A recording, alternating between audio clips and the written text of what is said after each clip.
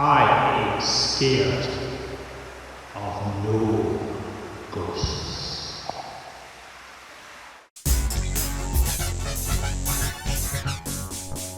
I'm Alistair McIntosh. Welcome you to this week's First Things First special Halloween edition.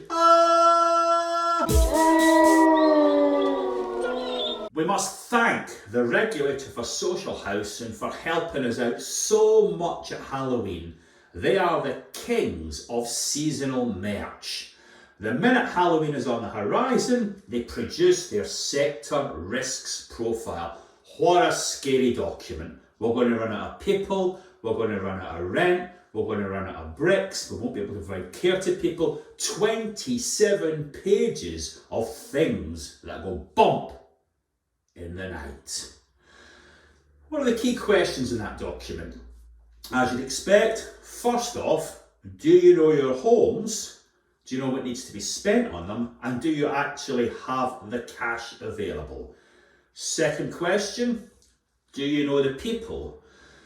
Folk are still very concerned about ITV exposés. We don't want to see any more vulnerable people living in disgusting conditions. So well done to RSH for reminding us of that as if we needed it. Third question, are you managing your money well? They've noted that debt's gone up as the proceeds from house sales have fallen.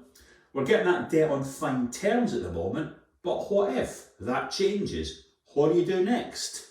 Does the board have the ability to look into the future and really test out what's meant by the loan terms, many of which run into hundreds of complex pages?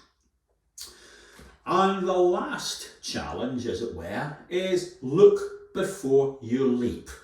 Diversification has by and large been an expensive distraction for housing associations. Make sure you take proper professional advice before you embark on any new ventures.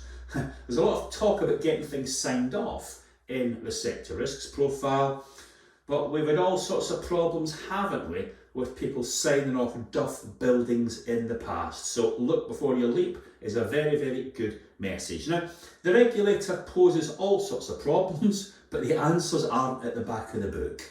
Why is that? Well, sometimes there are no easy answers.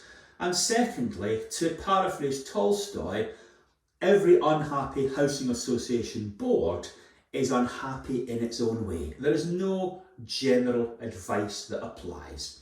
What did strike me very strongly when I read the document is that inspection isn't mentioned at all. That's because we simply don't know when the legislative time will come around for us to put proper consumer regulation in place.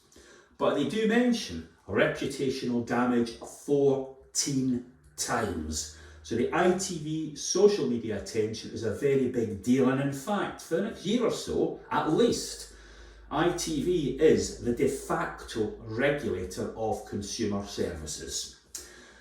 Other thing that really caught my eye is that the regulator for social housing places all the blame for so many things going wrong on Brexit. And I just wonder if the document was written before that great Brexiteer Michael Gove was appointed. Maybe the sector risks document will appear in this great museum of Brexit that is proposed. But we'll certainly find out very soon if Michael Gove reads anything produced by the regulator for social housing. Thanks for your attention, and I hope to see you all next week. Oh my God, look at that ghost! Ah!